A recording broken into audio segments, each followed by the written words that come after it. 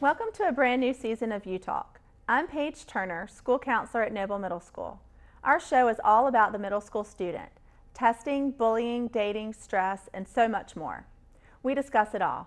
Joining me each month is a dynamic and engaging panel of middle school students ready to discuss the issues and tackle the tough questions. We kick off our show with some Q&A, featuring questions on a variety of topics from middle schools throughout the school system that our panel of students are ready to answer. No question is too tough, no topic is too difficult. All right, panelists, here's question number 1. I have a friend who is a bully to mostly everyone else except me.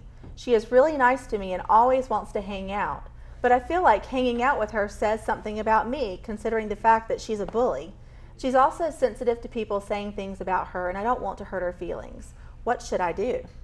Well, first off, you shouldn't worry about getting accused of doing the same thing that she's doing, because if you're not, as long as you're not bullying and she is, then you shouldn't get blamed for anything. And you might want to talk to her about it, because I mean that's the best thing you could do. You just want to be straightforward and tell her what you think about it, and talk to her. I think if she's bullying somebody, she should, you have the right to tell her that she's doing something wrong, and not care about her feelings, but you have to you have to let her know she's doing something wrong and she's hurting other people. Right. It's not okay to just let it go. Right. And care, oh, that's just one person, but she's hurting multiple people. Right. So you think that she should, maybe not in a mean way, but No. just bring it to her attention and explain that this is not okay. Yeah, it's not okay. Have you guys ever heard the phrase guilty by association? Yeah. I've heard of it. Yeah. You were saying, Jonathan, that you don't think that, that she'll be considered a bully just because her friend does, but do you think that people might look at her or view her that way potentially? Yeah. Just because if she's hanging around her, people might just judge her, Yeah. perhaps? Yeah. What do you guys think? Oh, as Lily was saying, that she should just tell her and be nice about it, because if no one ever tells her, then she's never going to know she's doing something wrong. And I think it's important that it comes from somebody close to her, rather than if it was somebody just another student that she doesn't know very well, just saying that's not right. But if it came from her friend, she would really consider it, and I think it would be better. Yeah. So you agree that she needs to say something to her? Yeah. Because if not, you're just kind of letting her do. And you're things. helping her bully other people. You're part of the situation. You know that it's happening. You're able to stop it. You're a bystander. You're not a bystander and being a silent witness, Yeah. not saying anything, for You sure. know. Yeah, and if you're her friend, she'll probably listen to you more if you ask her to stop or say it in a nice way. She'll want to still be your friend or something like that, and she'll probably stop since you're being friendly about it. So what if she were to have that conversation and the friend doesn't stop? I know she's a friend and all, but she's hurting a lot of people. It's not being a rat, it's just protecting other people. So bring it to adults' attention, because it's not going to end with her continually saying something. It's like your parents tell you to put your shoes back where they go every day, but you're not going to because you don't really want to. You have to there's some consequences, some things. Yeah. It has to be something to motivate them Yeah. to want to do something different, for sure. Okay. Well, I think you guys, I think, I agree with what you guys are saying, and it's not okay to bully. There needs to be a zero tolerance for that, and we're going to talk about more, about that topic in a little bit. But saying something to the friend, and hopefully they'll get the message that it's not okay and they need to stop, for sure.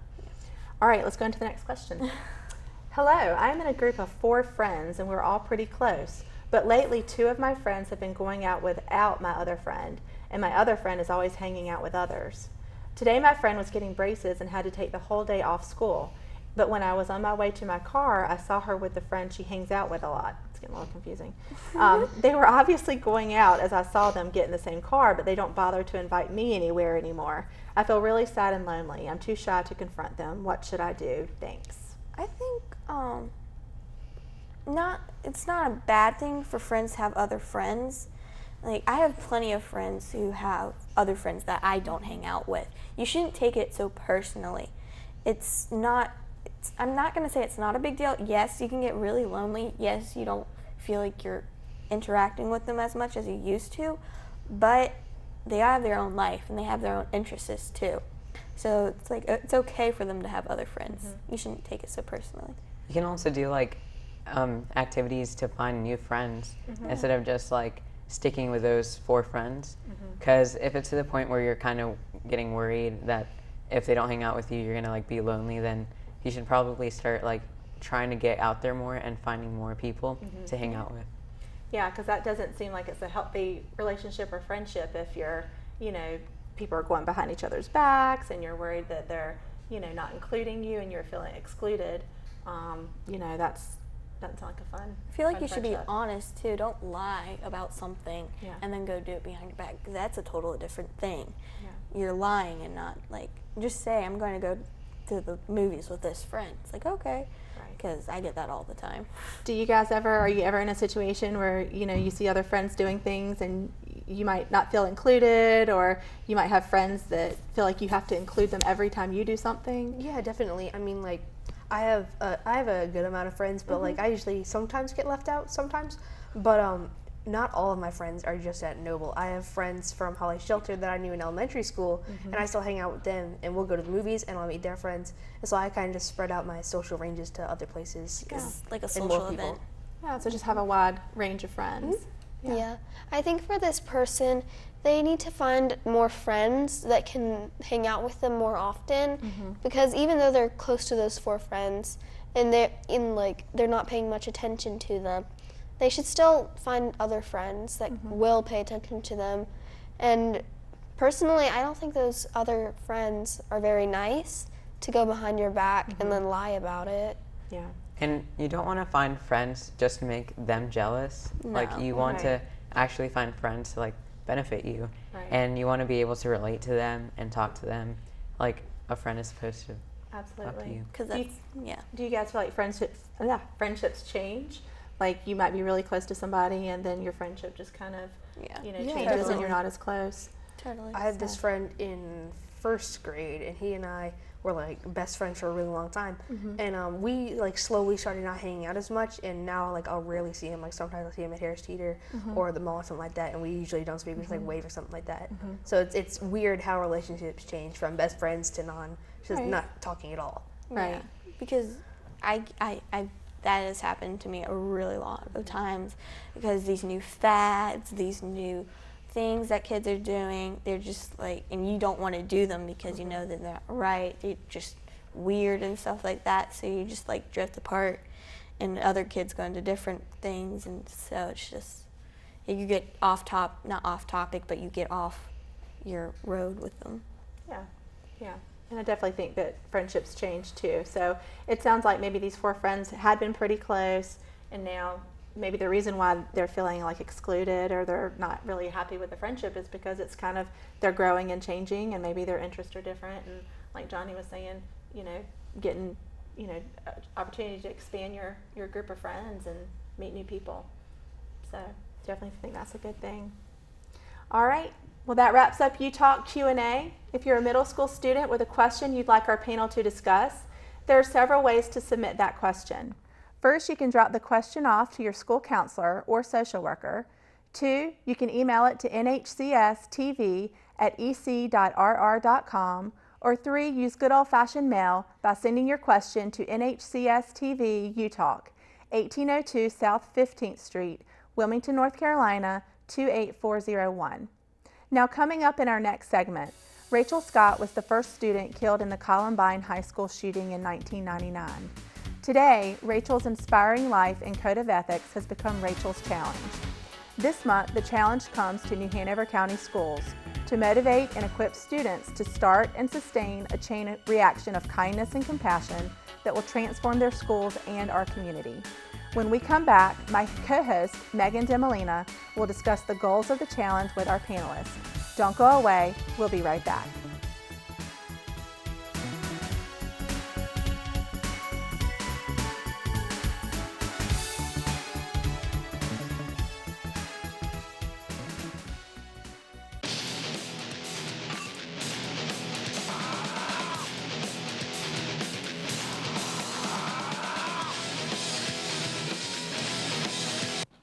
See you later. letter, Ma.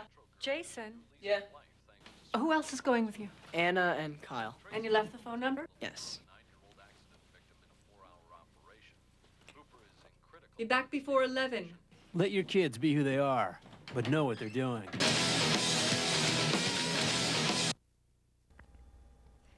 Welcome back to Utalk.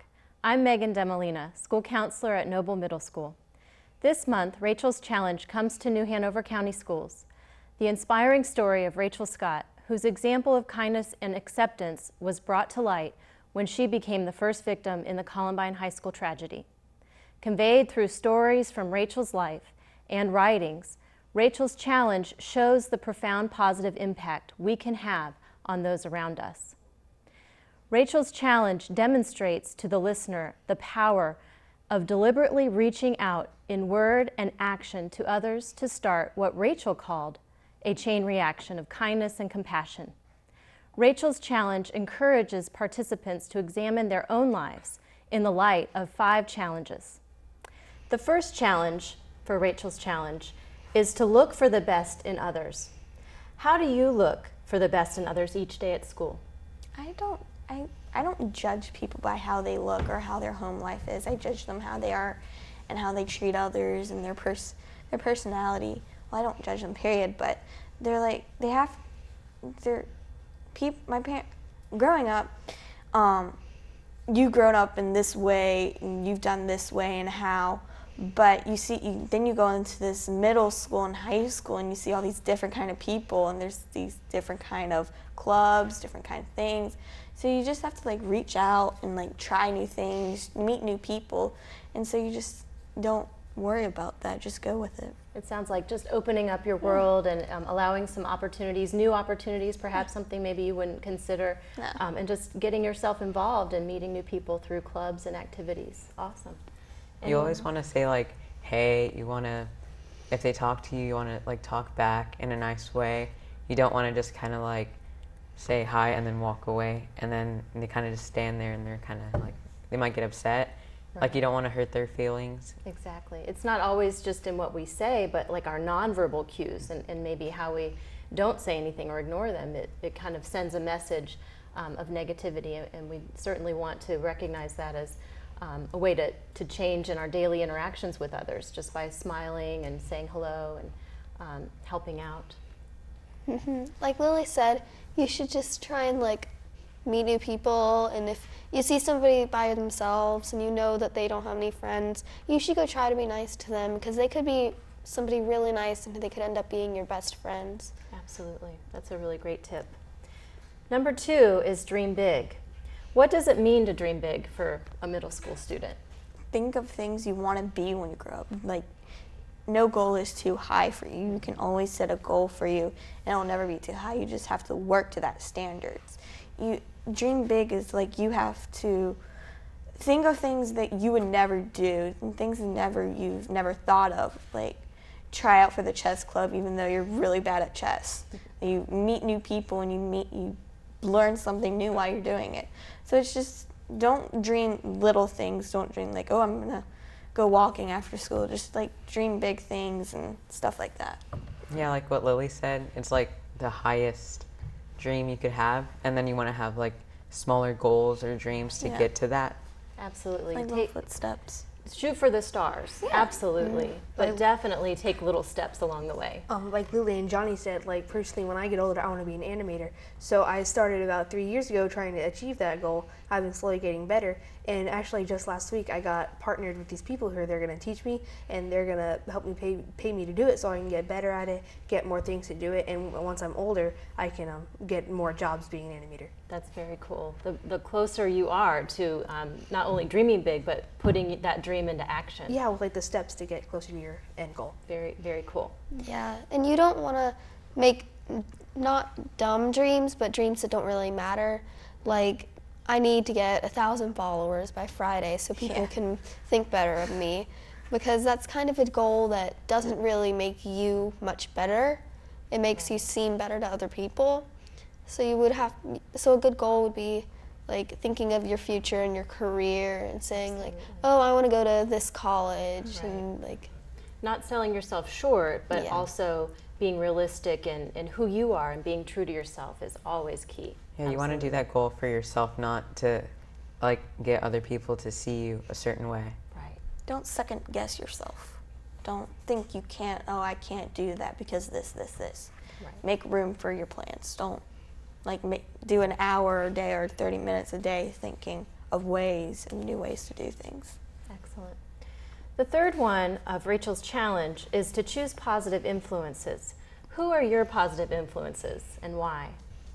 My positive influences, well, I've grown up with 2 older brothers and stuff, so I don't have a lot of girls' time and stuff, and I never really connected with kids, and my mom has had us grow up in an adult house, do adult things and responsibilities.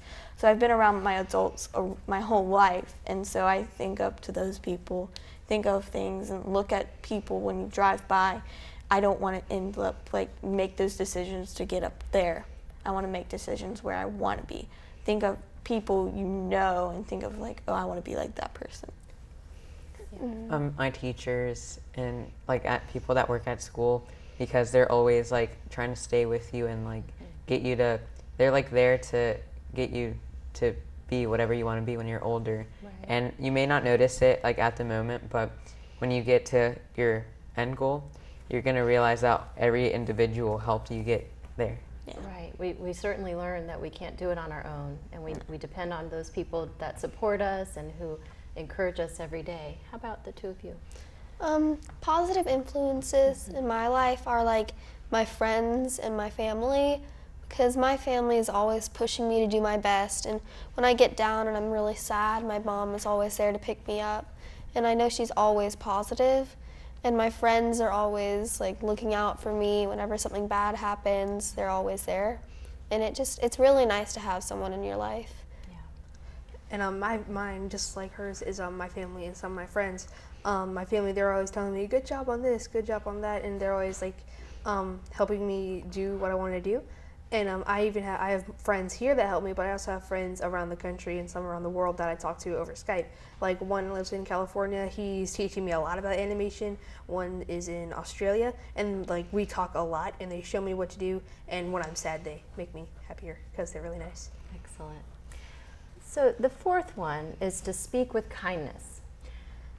When you speak with kindness to people on your day-to-day plan and in school, out of school, how does that sound to others when people speak with kindness? Well, when you speak with kindness, it makes you look like a better person, and when you say, hey, how's your day going? Are you okay? And whenever somebody is walking by themselves and you're like, oh, hi, just one little hello, or oh, your hair looks really pretty today, that could really make somebody feel a lot better. So, yeah. Excellent. I think it makes you a better person. I agree with Lily. It makes you a better person because you're not also giving a good vibe to other people. You're making yourself a better person by communicating with other people in a nice way, talking about oh, even in class, oh, what did you get on your homework, or how do you do this problem? Things but you just want to reach out, and you want to make yourself known for a good person. You want to make yourself known for being nice to other people. Yeah, and in the society today, especially in schools, that's slowly becoming less common because I try to be kind to people and they just think I'm really weird when I try to, hey, nice hair color, because people at my school dye their hair. I just try to be nice. Or when I say, hey, what'd you get on your homework? They're like, it's none of your business. So, I'm kind of sad that kindness is slowly going away in schools. Yeah. And I try to be nice, but... Yeah, it's not only it's not making the other person's day, but it could also make you feel good inside that you made that person's day. Absolutely. I definitely agree with all of you and hear what you're saying, and it sounds like the more kindness you can put out into the world, the more it comes back to you, even though you have to defy some of those obstacles every day, and just make sure that you're doing what you can to share kindness into the schools and into the community wherever you go. Definitely. The 5th one is how to start your own chain reaction. That's definitely the vision of Rachel's challenge.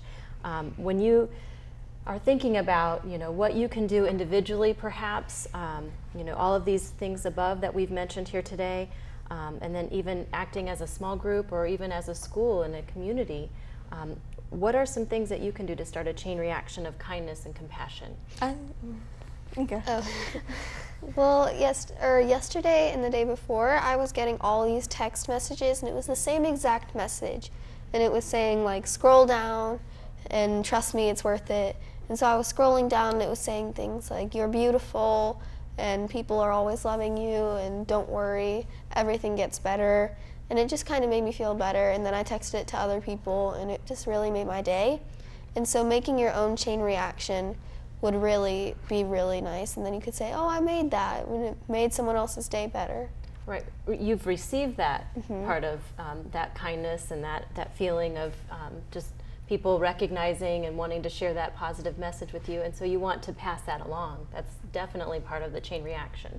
And I think, like, making your own chain reaction is, my neighborhood does this annual, like, gathering lunch at the end of our street, and we just, like, these older ladies have these things where they have this book where they show how it was in the older days and all of that, and it's just like, wow, what so much we've missed and stuff, so many things we can start up again and be nice to other people. Like, instead of text messages, you can write letters, or you can put up these poster boards at school, like hashtag or whatever, and stuff like that.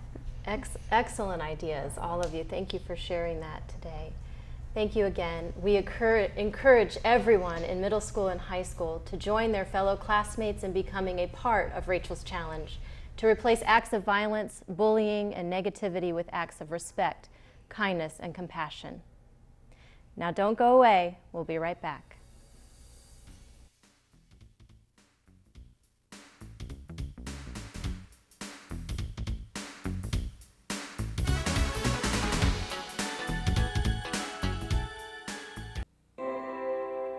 Our story begins with a journey for knowledge. For research indicates that when a parent takes a more active role in their child's quest for education, that child will be bestowed with higher grades and higher sense of being. Just a wee bit of time out of your meeting schedule is all it takes to show your allegiance. Hear what your kids are saying. Get more involved. Join your local PTA. Welcome back to Utalk. The end of bullying begins with me is the message for National Bullying Prevention Month in October. It's a time when communities can unite nationwide to raise awareness of bullying prevention through events, activities, outreach, and education. This month, our panel will discuss the issue of bullying in middle school and steps to bring it to an end. So what do you guys think? Well, I think personally, bullying is not, like, in my opinion, it's really bad in middle schools and high school, because, like, now in elementary school you just hung out with anybody you want to. It didn't really matter. But in middle school and high school, like, you can literally see the lines of where the groups are divided, like on the bleachers. They're just like clumps of people, and, like, if you're not in any of them, you're just kind of like in that group of people who nobody really likes, and you're a nice person, but people just don't give you the time of day to know that you're a nice person. And if you're not one of their friends, they treat you like you're their enemy. Yeah. Like, That happens a lot with some people at our school, because there'll be the popular people and then the people that are not popular. But then when you're not popular, you're all of a sudden like some weird person who's sitting by themselves. But it's just because, like, maybe you don't have blonde hair, or you don't have black Vans, or maybe you don't have a pretty bracelet, but everyone just judges you if you don't have a certain thing. Certain stuff. Why do you guys think that? Like, why do you think there is that shift from elementary school to middle school and it becomes that way? More expectations. Like, an Instagram, it just blew up, and just everybody had an Instagram. If you don't have an Instagram, you're so weird and all of that, and you don't know what's going on, so you don't know what to wear, you don't know what to do, you don't know, like, what to say. Like, it's weird. And bullying is a really big fact, because kids can be so mean and can be so heartless at what they say. It's like, really, you can say that and you don't have any feeling about it? But it's just like, You gotta be your own person, I think. Yeah, bullying has always been like a big deal in schools, and just like kindness, it is a chain reaction. Bullying negative is. chain reaction. Yeah, and Yeah. I mean, if you can do whatever you can to stop it, like if you're being bullied, don't take it the wrong way. It could be that they've been bullied and they're just trying to like take it out on you. Just try to be like, okay, and then just shake it off and try to flip that negative to a positive. Right, right. And so the actual theme for for the anti-bullying month is the end of bullying starts with me. It does start with one person and one action, and if everybody would commit to doing that, then it would be a positive chain reaction, and it would really stop it. And bullying has been around for as long as I can remember, especially in middle school. It's a awkward, interesting time that you guys are going through. I would love to see a day when there wasn't bullying. I don't know if I'll ever see that, but we certainly can try, right? Yeah. Yeah. So, absolutely. Well, thank you, panelists. Bullying can be an isolating experience, not just for the kids involved, but for their parents too. Fortunately, there is help. If you would like more information, the Pacer National Bullying Center has a guide that can help. Just go to www.pacer.org and click under Resources. You can also visit the school system's website at www.nhcs.net for local guidelines and policies. Well, that wraps up our program this month. We hope you have enjoyed this edition of Utalk. If you missed any part of this program, then check us out online at www.nhcs.net and click on the blue NHCS TV icon to find us on the school system's webpage. I'm Paige Turner. On behalf of the entire Utalk panel, thanks for watching. We hope you'll submit questions to our show and tune in again next month for an all-new episode of Utalk.